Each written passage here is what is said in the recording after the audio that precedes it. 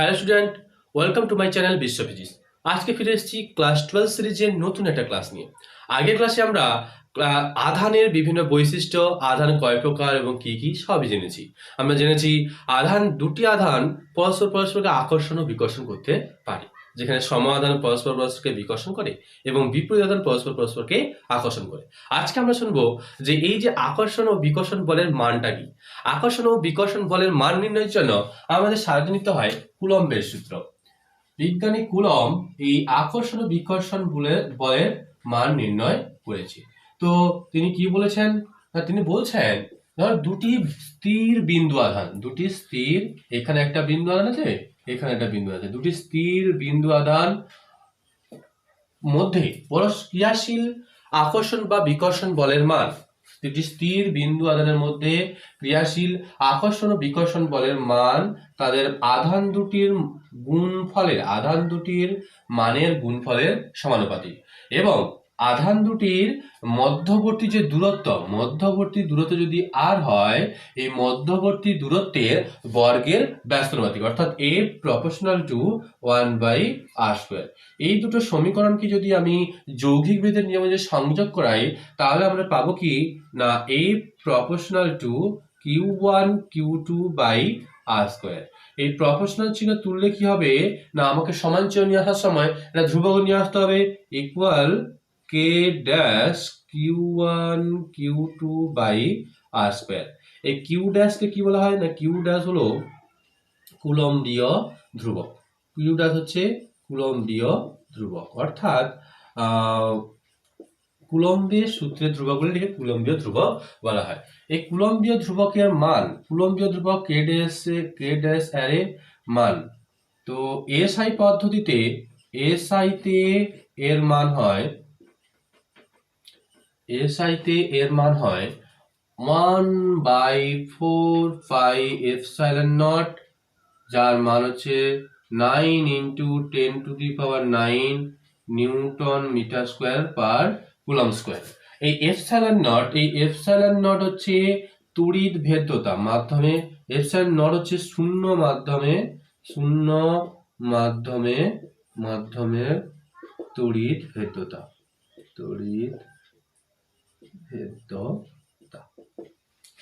এবার যদি এই পরীক্ষার আধান দুটিকে শূন্য মাধ্যম কিংবা বায়ু মাধ্যমে না রেখে অন্য কোনো মাধ্যমে রাখা হয়, তখন এর মান কি দাঁড়াবে না 1/4πε। এই যে মানটা, এটা মাধ্যমের প্রকৃতি অনুযায়ী তড়িৎ ভেদ্যতা অনুযায়ী ডিপেন্ড করবে। তো এসআই পদে যদি আমি কুলম্বের সূত্রটাকে লিখতে চাই, তাহলে কি দাঁড়াবে না F সমান 1/4πε0 q1 q2/r²। এটা কি কোন মাধ্যমে? যখন আধান দুটি শূন্য মাধ্যমে অবস্থান করছে। যদি আধান দুটিকে শূন্য মাধ্যমে না রেখে অন্য কোনো মাধ্যমে রাখা হয়, তখন সেটা কিরকম দাঁড়াবে না, ধরো তখন বলিত বল f ড্যাশ সমান 1/4πε0 q1 q2/r²। Sorry, epsilon not হবে না, এখানে তখন এপসাইলন হবে। ঠিক আছে? তো কারণ কি না, শূন্য মাধ্যমের জন্য তড়িৎ ভেদ্যতা হচ্ছে এপসাইলন নট, কিন্তু এপসাইলনটা হচ্ছে যে মাধ্যমে রাখা হচ্ছে, অন্য যে মাধ্যমে রাখা হচ্ছে সেই মাধ্যমে তড়িৎ ভেদ্যতা। এবার আমরা যদি f/f ড্যাশ করি, তো কি পাবো না, f/f ড্যাশ করে দেখো সব জিনিসের মান কিন্তু একই, কিন্তু শুধুমাত্র এপসাইলন নট আর এপসাইলনের মানটা কিন্তু আলাদা। তো কি পাবো এখানে না, এপসাইলন নট বাই এফ এখানে আছে, তো এপসাইলন বাই এপসাইলন নট, এইটাকে বলা হয় পরাবৈদ্যুতিক। এটাকে যদি আমি কে ধরি, এটাকে হচ্ছে পরাবৈদ্যুতিক ধ্রুবক। বায়ু মাধ্যমে কে এর মান ইকুয়াল টু 1, বায়ু মাধ্যমে কে সমান হচ্ছে 1। আবার এই যে এপসাইলন নট পেলাম না, এই যে শূন্য মাধ্যম বায়ু মাধ্যমে তড়িৎ ভেদ্যতা, এই শূন্য মাধ্যম বা বায়ু মাধ্যমে তড়িৎ ভেদ্যতা হচ্ছে 8.854 × 10⁻12 coulomb square per newton metre square. Coulomb square per newton metre square. এটা এই যে তড়িৎ ভেদ্যতা ইলেকট্রোপারমিটিভিটি, এইটার মান হচ্ছে 8.5854 ইন্টু 10⁻12। এর একক হচ্ছে coulomb square per newton into metre square. এবার আমরা তো এটা জানতে পারলাম যে এই কুলম্বের সূত্রটা কি। এই কুলম্বের সূত্র হচ্ছে এফ সমান, তাহলে আমরা এইটাকে এসআই পদ্ধতিতে লিখতে পারছি এরকম ভাবে। যদি এটাকে যদি সিজিএস পদ্ধতিতে লিখতে চাই, তো সিজিএস পদ্ধতিতে কি হয় না, সিজিএস পদ্ধতিতে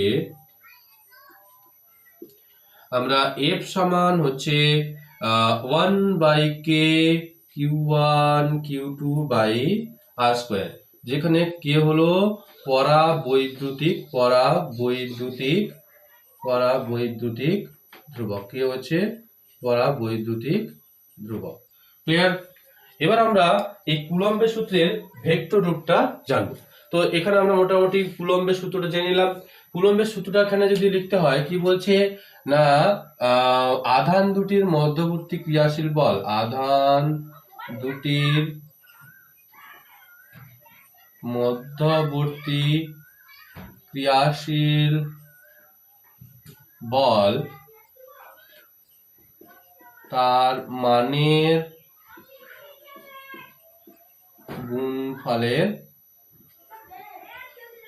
সমানুপাতিক হয় এবং মধ্যবর্তী দূরত্বের বর্গের ব্যস্তানুপাতিক হয়। তো আধান দুটির মানের গুণফলের সমানুপাতিক বলতে না, আধান দুটির মান যত বাড়বে এদের মধ্যবর্তী আকর্ষণ বল তত বাড়বে, এবং আধান দুটির মধ্যবর্তী দূরত্বের ব্যস্তানুপাতিক বলতে আধান দুটির মধ্যবর্তী দূরত্ব যত কমবে আর তাদের আকর্ষণ বল তত বাড়বে।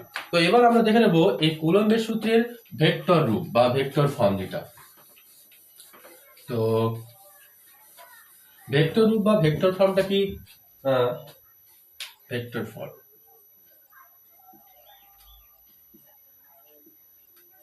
ধরো দুটো আধান Q1 ও Q2 পরস্পর আর দূরত্বে অবস্থান করছে।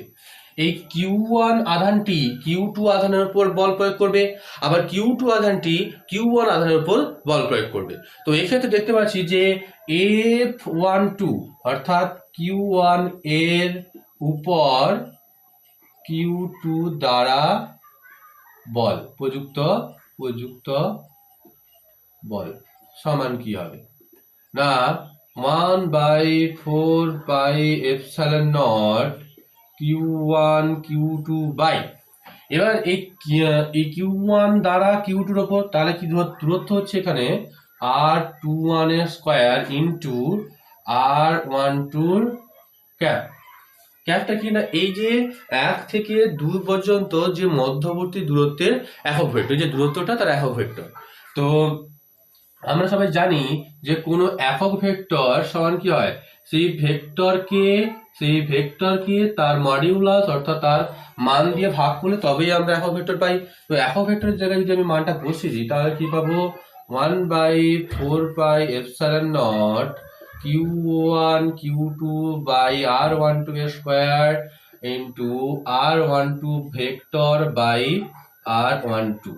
তো এখানে কি হচ্ছে 1/4πε0 Q1 Q2 by R12 cube R12 vector, R12 cube বা R12 ভেক্টর। এটা হচ্ছে তার মানে F12, যেটা মানে Q1 এর উপর Q2 দ্বারা প্রযুক্ত বল আমরা নির্ণয় করে ফেললাম। এবার যদি ধরি যে F21 অর্থাৎ Q2 এর উপর Q1 দ্বারা প্রযুক্ত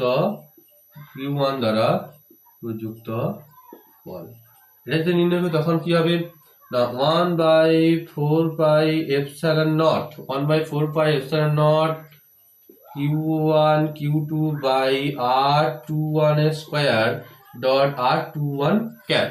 অর্থাৎ এই R21টা কি হচ্ছে না, R2 বিন্দুতে Q2 বিন্দু থেকে Q2 আধান থেকে Q2 Q1 আধান পর্যন্ত দূরত্ব। আচ্ছা, তো এই সূত্রে যে ভেক্টরের সূত্রে যদি আমি যদি মানটাকে বসাই, ভেক্টরের জায়গায় যদি ওই ভেক্টরের মান দিয়ে ভাগ করে দিই, তাহলে কি পাবো? 1/4πε0 Q1 Q2 by R21 square dot R21 vector by R21। অতএব 1/4πε0 Q1 Q2 বাই R21 এর কিউব R21 ভেক্টর। তো এইটাই হচ্ছে আমাদের কুলম্বের সূত্রের ভেক্টর রূপ। এবার যদি আমরা এটাকে এই কুলম্বের সূত্রের ভেক্টর রূপটাকে অবস্থান ভেক্টর দ্বারা প্রকাশ করতে চাই, অবস্থান ভেক্টর বলতে ধরো দুটো স্থানাঙ্ক অক্ষ আছে, এখানে দুটো বিন্দু Q1 এবং Q2 আধান অবস্থান করছে। তো এক্ষেত্রে এই Q1 এর অবস্থান ভেক্টর হচ্ছে R1 আর Q2 এর অবস্থান ভেক্টর হচ্ছে R2। Q1 এর অবস্থান ভেক্টর হচ্ছে R1 আর Q2 এর অবস্থান ভেক্টর হচ্ছে R2। তো এই Q1 এর এবং Q2 এর মধ্যবর্তী যে দূরত্বটা, যখন F21 করছি না, অর্থাৎ Q1 এর উপর Q2 দ্বারা প্রযুক্ত বল যখন নির্ণয় করছি, তখন আমরা ডাইরেক্ট এখানে আসছি, কি পাচ্ছি না 1/4πε0 Q1 Q2 by R12 cube R12 vector. এটা ভেক্টর না, R12 ভেক্টর, R12 ভেক্টর সমান কি লেখা যাবে? R12 মানে কি? 1 থেকে 2 এর মধ্যে দূরত্ব। এটা কি লেখা যায় না, এই R2 vector minus R1 vector. এটা যদি আমরা লিখি 1/4πε0 Q1 Q2 by mod of R2 vector minus R1 vector whole cube into R2 vector minus R1 vector. R1 আর R2 হচ্ছে আধান দুটির অবস্থান ভেক্টর। তো এবার যদি আমরা F21 নির্ণয় করি, তো সেখানে এইখান থেকে কি পাবো না 1/4πε0 Q1 Q2 বাই R21 এর কিউব R21 ভেক্টর। তো এখানে R21 যে ভেক্টরটা, এটা কি হবে না R1 vector minus R2 vector. R21 vector কোন দিকে হবে? 2 নম্বর থেকে 1 নম্বর পর্যন্ত দূরত্ব। তো এই দিকের যে দূরত্বটা, সেই যে অভিমুখটা, এটাই হয়ে যাবে R21 আর এটা ছিল R12। তো এখানে কি হবে? R1 ভেক্টর থেকে R2 ভেক্টর বাদ দিয়ে তবেই না আমরা R21 ভেক্টরটা পাবো। তো এখানে যদি বসাই, তা কি পাবো? 1/4πε0 Q1 Q2 বাই R21 এর কিউব, R21 এর জায়গায় মানটা এবার বসাই, তো mod of R1 vector minus R2 ভেক্টরের cube into R1 vector minus R2 vector. তো এটাই হচ্ছে আমাদের ভেক্টর, মানে কুলম্বের সূত্রের ভেক্টর ফর্ম। তো এগুলো ভেক্টর ফর্ম ভাবে প্রকাশ করা হচ্ছে। আর এটা হচ্ছে এই যে অবস্থান ভেক্টর দ্বারা যদি আমরা কুলম্বের সূত্রকে প্রকাশ করতে চাই, তো তাহলে আমরা এভাবেই প্রকাশ করতে পারবো। তো আমরা এই কুলম্বের সূত্রের ভেক্টর রূপটা আমরা জেনে নিলাম।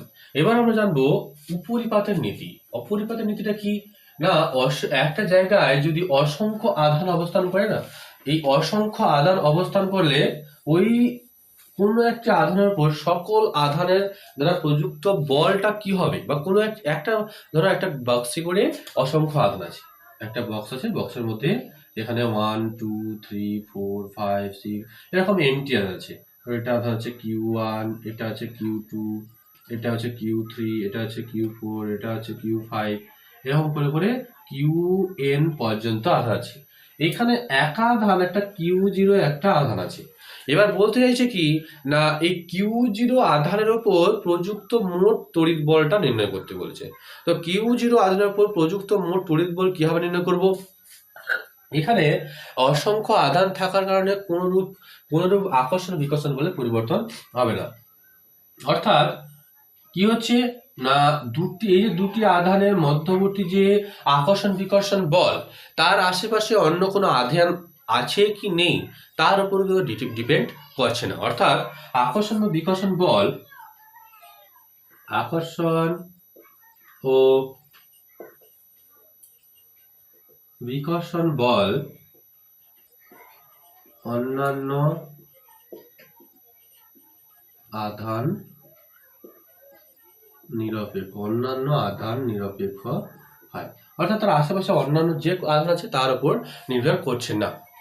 তো কি বলা আছে না, কোন একটি আধানের উপর ক্রিয়াশীল বল প্রত্যেকটি আধান দ্বারা প্রযুক্ত বলের সমষ্টির সমান। তো আমি যদি Q0 আধানের উপর মোট প্রযুক্ত বল নির্ণয় করতে চাই, তাহলে কি করতে হবে? Q1 আধান দ্বারা প্রযুক্ত বল প্লাস Q2 আধান দ্বারা প্রযুক্ত বল F2 এবং Q3 আধান দ্বারা প্রযুক্ত বল F3, Q4 আধান দ্বারা প্রযুক্ত বল F4 প্লাস এরকম করে করে করে করে Qn তম আধান দ্বারা প্রযুক্ত বল Fn প্রত্যেকটি বলের সমষ্টির সঙ্গে সমান। তো আমি যদি F1 বসাই তাহলে কি পাবো না, 1/4πε0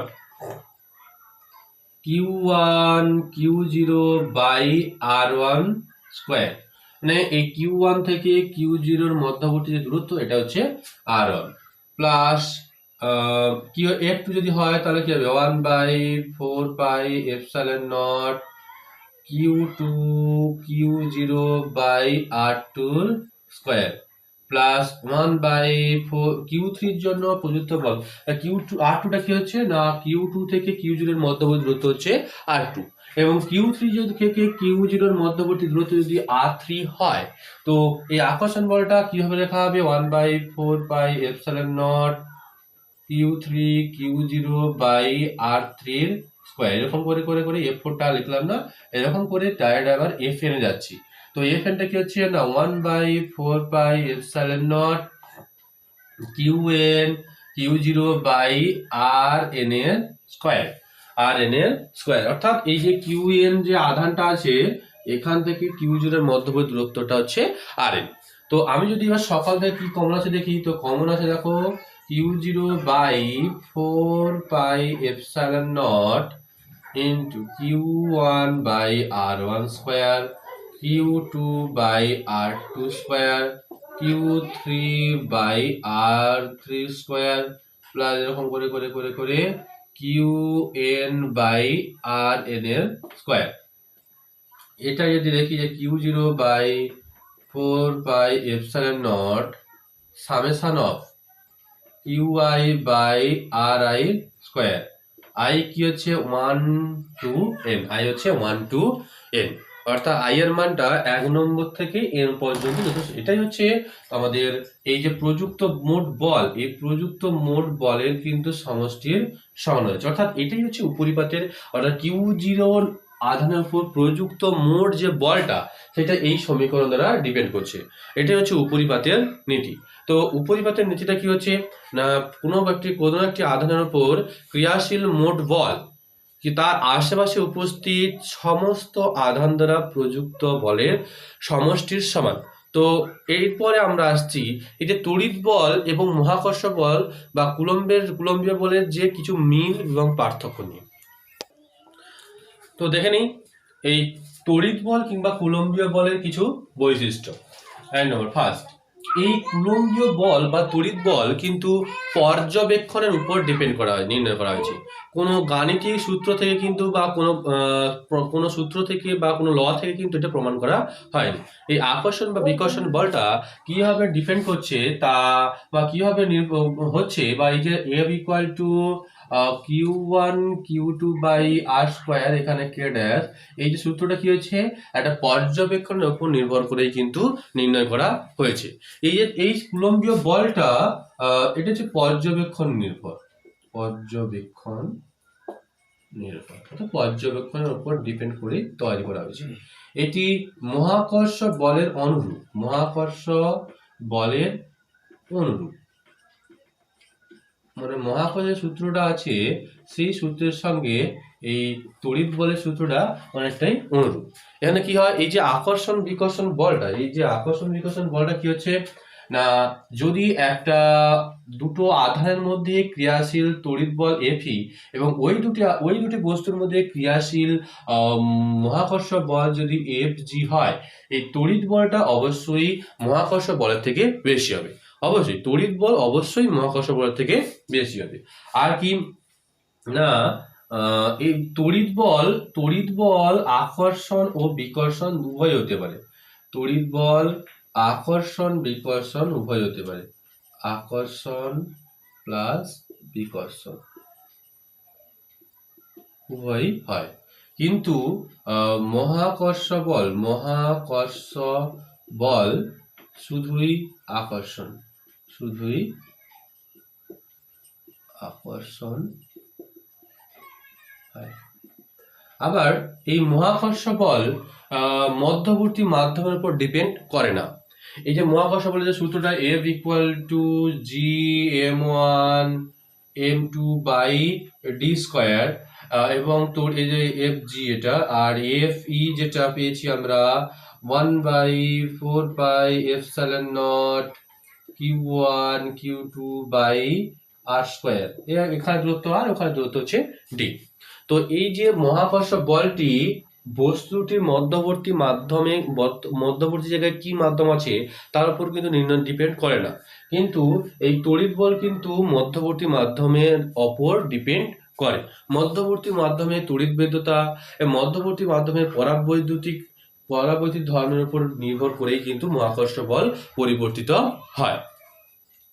তো এবার দেখে নি, আমরা আগেও দেখেছি যে এই যে পরাবৈদ্যুতিক ধ্রুবক বললাম, এই পরাবৈদ্যুতিক ধ্রুবকটা কি না পরাবৈদ্যুতিক ধ্রুবক না শূন্য মাধ্যমে আকর্ষণ বল ও যে মাধ্যমে পরাবৈদ্যুতিক ধ্রুবক নির্ণয় করা হচ্ছে, ওই মাধ্যমে আধান দুটির মধ্যবর্তী আকর্ষণ বলের অনুপাতটাই হচ্ছে না পরাবৈদ্যুতিক ধ্রুবক কে। এইটা আবার ε/ε0 এর সঙ্গে সমান। অর্থাৎ কোন মাধ্যমের তড়িৎ ভেদ্যতা এবং শূন্য মাধ্যমের তড়িৎ ভেদ্যতার যে অনুপাত, এই অনুপাতটাকেই বলা হয় পরাবৈদ্যুতিক ধ্রুবক। ঠিক আছে, তো এটা আমরা প্রথমেই একদম নির্ণয় করে দেখে নিয়েছি।